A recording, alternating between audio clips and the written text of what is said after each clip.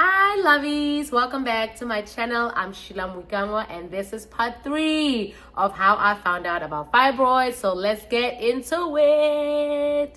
Alright guys, so I think the last video I mentioned that I went to the MRI with my friend who was there. And as I walked inside and I was talking to the nurse, my gynecologist, the specialist, told me, Dr. X, told me don't take the pills yet. Just make sure you have communication with the nurses, you know what's happening, and then when they're done, you can take them. They take about 5-10 minutes before they kick in.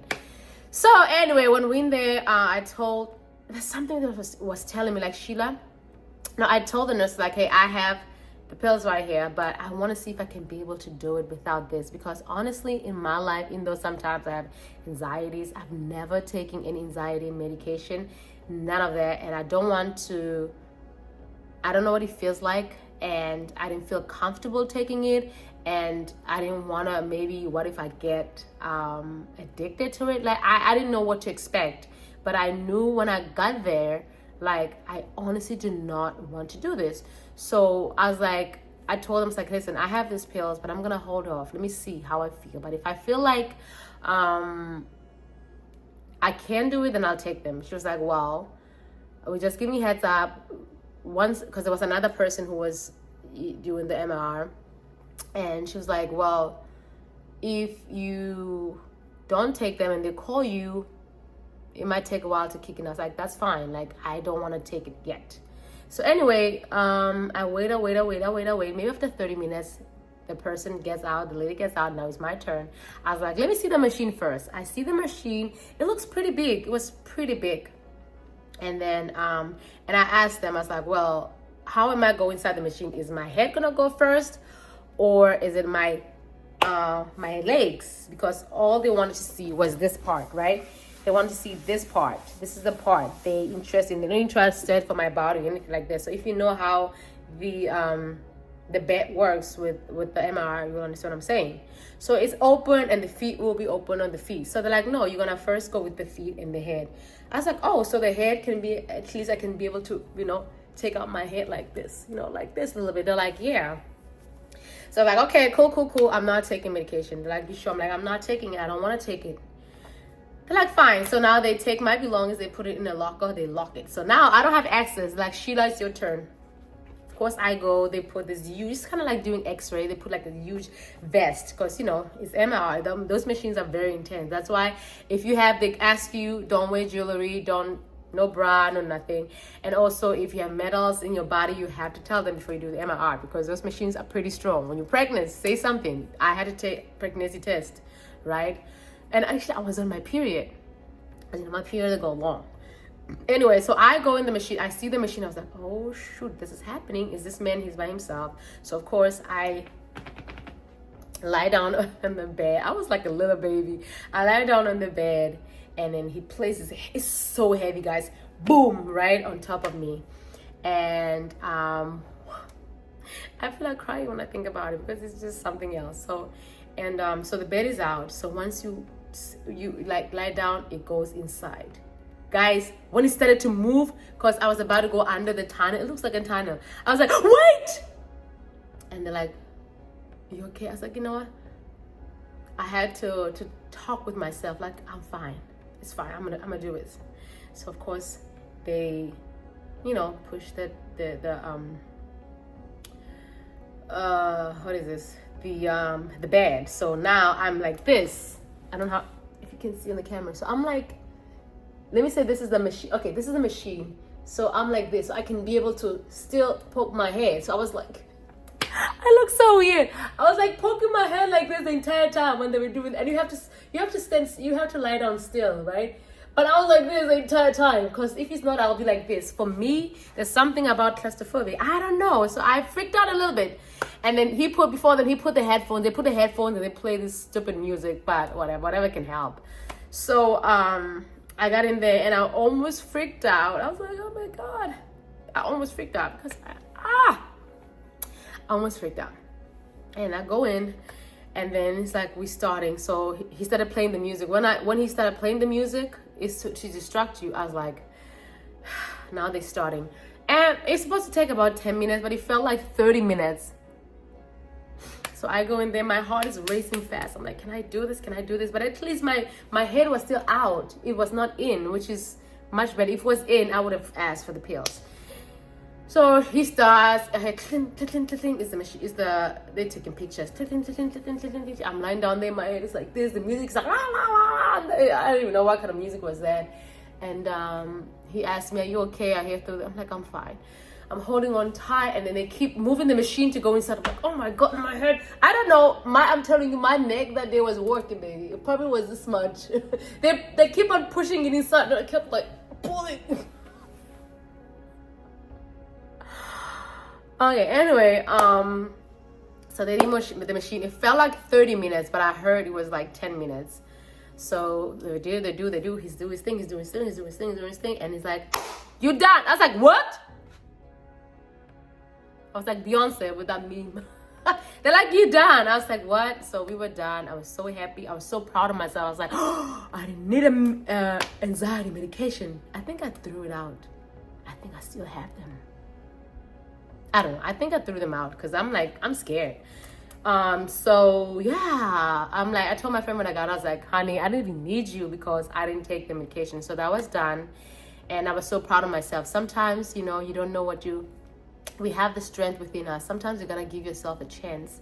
Because honestly, I didn't know how I was gonna feel with those pills. And I didn't want to go through that.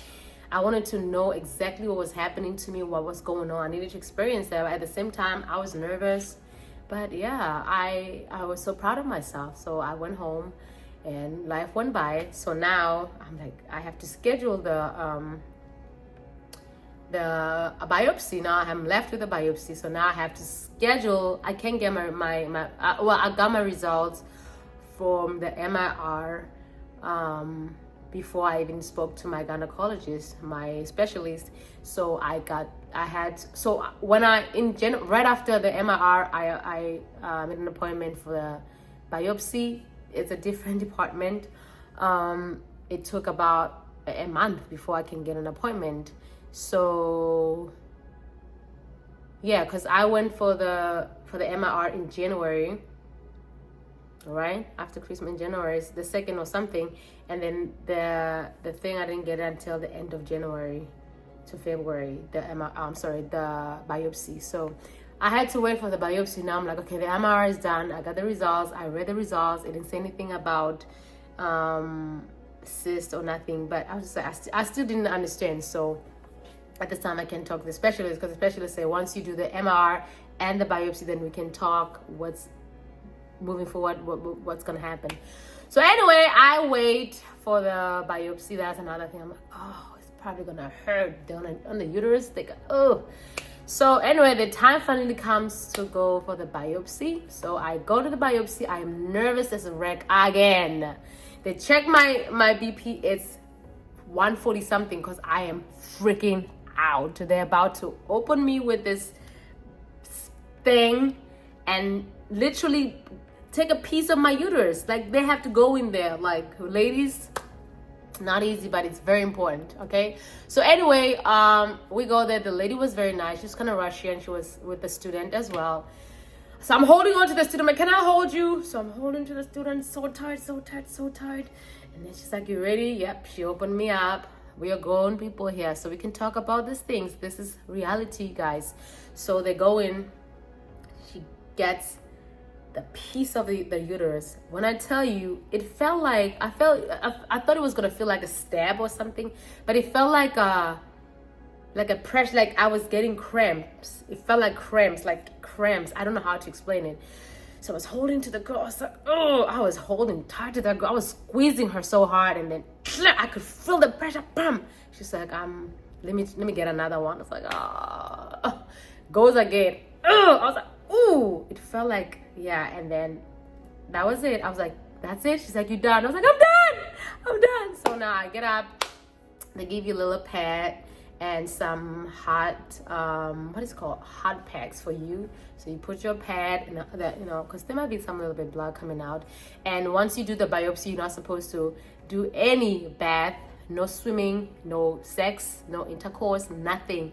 You leave your vajayjay alone. Don't touch it because it might be affected, and you don't want that to be affected. So yeah, that wasn't an issue for me. None of those was an issue. The issue was like, I'm praying that the results are good.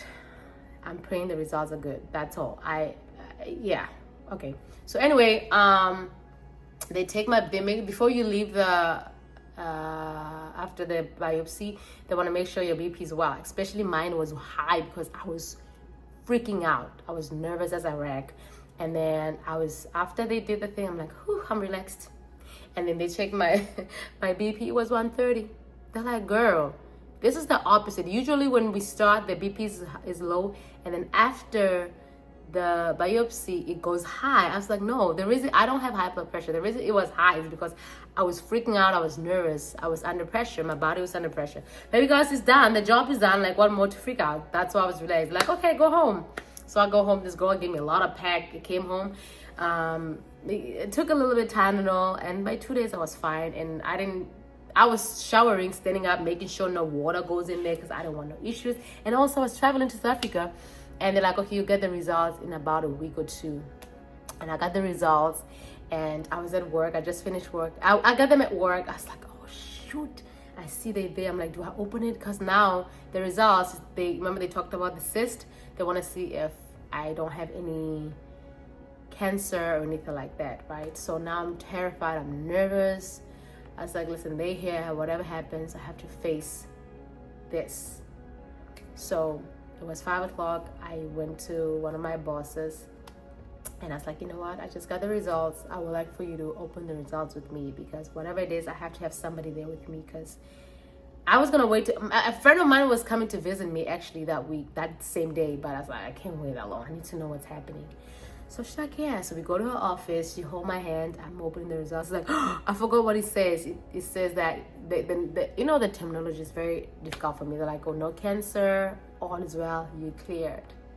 Baby, I never cried like that. My manager, when she read it, my boss, when she read it, she's like, yeah, it says no cancer, no nothing. And I started Googling. Even though it did say no cancer, no nothing, I was still panicking. I was Googling. And and it was 4 days before I traveled to South Africa. So that February I traveled to South Africa. And let me tell you something. I got the weirdest, I think it was just some telemarketers, whatever. It was a phone number that said, it was 917 or something like that. And I know the number of where I go for my things. But when they call me at the airport, that telemarketers, because they try to market something, they try to steal my money. I thought it was the doctor's office telling me, oh, wait a minute, we got another results that says that we found this, So I was at the airport. I was happening to transfer to a different flight, so I had service. So I was like, oh my god, what is this? And they're like, oh, we're calling about your insurance. I was like, oh my god, it's happening. They're gonna tell me something is bad with me, whatever. But guess what? It was none of that. So I went to South Africa for 3 weeks. I enjoyed with my family. It was very weird. I couldn't enjoy myself, even though I knew they said I don't have no cancer. Even though I knew what was happening, I still did not feel relieved, because I haven't really spoken to my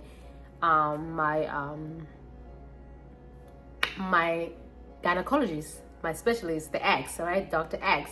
So now I made an appointment to see Dr. X as soon as I get back from South Africa. So yes, as soon as I get back to South Africa, I see my medical doctor and I see Dr. X. So I meet up with Dr. X. I'm like, Dr. X is like, okay. She goes straight into it.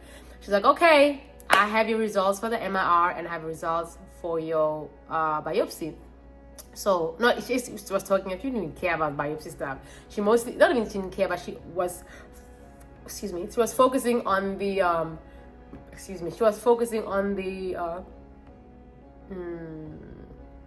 was focusing on the MRI. So okay, I see you went to the MRI for the MRI. So here are the results. So yes, you do have a fibroid. You only have one fibroid, and the fibroid was like 4 centimeters. So it was very small. I thought it was 7. I don't know where I got it was 7. There's 4 centimeters, and you know how the uterus is like this. The fibroids is usually outside, but mine was inside, right? And she told me to be able to do that surgery, I might have to do 2, right? I might have to do 1 and 2 because of the surgery. She's not gonna open me because I thought they're gonna have to open me. So when they open me, it's gonna take a while to heal, and then, whoo, baby, right? And I have to. No, she said, with your situation where your fibroid is, it's inside, and then they have to I will have to scrub it, like scrap it, and then depending how far I can go, I cannot go too far, because sometimes if I go too far, I might hurt you, and we don't want that. So she might only take out 2 and then schedule another surgery, then take out another 4, but she'll try to do her best when she do the surgery to see if she can be able to scrap the entire thing. She told me the name of the surgery. I'm gonna write it right here. It's not myostomy, because I'm not gonna be opened, because my fibroids, like I said, uterus is like this. I know it looks like African map, right? But you know how uterus is like this and it goes like this. Usually the fibroids are on the side, but mine is inside. So she's just gonna open me up and just scrap so it can come out. I was like, at least I'm not gonna be opened. I was very scared. And it's 4 centimeters. I thought it was 7. And I was like, so what about the cyst? What's going on? She's like, oh yeah, you don't have cysts. Because I thought I have an ovarian cyst, but it's like, no, you don't have cysts. We did check the biopsy, but the biopsy came out well. No cancer, no nothing. You are good. I was like, doctor, is it true that if you do surgery, the fibroids might come back? Yep, they might come back. It is true. I was like, okay. And I was like, you know what? At this present moment, now I've done my little research. I'm like, you know what? I'm gonna take a pause. I'm not gonna schedule a biopsy. I'm sorry. I'm not gonna schedule a surgery yet. I want to go. Just give me a moment. Let me think about it. She's like, okay, fine. She's in the moment. If you want to try having a baby, you can do that, because you might never know. Because when you have fibroids, it's hard for women to fall pregnant, because the fibroids is all the blood, and when you get pregnant, the baby uses the blood, right? So sometimes you see a lot of women miscarrying when they're fibroids and they don't have kids. Is because of sometimes the baby fights with the baby fights with the fibroids to see which one wins, because they both need blood, right? But I've had ex-friend of mine, she had a baby when she had a big fibroids. God is good. When she was told she couldn't have a baby, God is good. So many women that are told, you're never going to have a baby. You're never going to have a baby. You have a fibroids. You have this, you have that. But because God, he's the one who makes decisions. He's the Alpha, the Omega. Like, he is everything. He's our creator. He created the universe. He created the sun, the heaven, and the earth. He created us. He's the one who makes the final decisions, right? So, yeah, with my situation, I can either get pregnant or I can't get pregnant. I might have to get rid of the fibroids. You never know. I haven't tried conceiving, but kinda. I haven't really tried hard to conceive, but she was like, okay, in the meantime, while you're waiting, because I told her I want to be a mom. I'm 40. I want to be a mom. She was like, okay, since you want to conceive, just keep trying. Let's see. And, if nothing happens, let's see. Maybe we could do something about it. So, yeah. So, I have 6 months to decide. So, as I was doing my research, there's so many ways that you can get rid of fibroids, which is going the natural, holistic way, which is exactly what I'm trying to do before I'm like, okay, I'm going to go for the surgery. So, I've been reading a lot. I've been making my research, so I will explain on the next video. For now, this is all I have. I will explain on the next video what I'm planning on doing, what I have started doing, to see if I can be able to get rid of them naturally. If they cannot go naturally, then I might have to go to the route of surgery. But ladies, please don't be afraid to speak up. Ladies, if anything is wrong in your body, just go check it out, And also, don't skip your appointments. Make an appointment. I know it's hard. I know it's scary. But please, it's very important to see your gynecologist. It's very important to see your physical doctor. Is very important. You gotta get those pap smears. You gotta get the pap smears, guys. Please get the pap smear. Go out there, get it. Get your mammograms. Don't postpone. Just do it.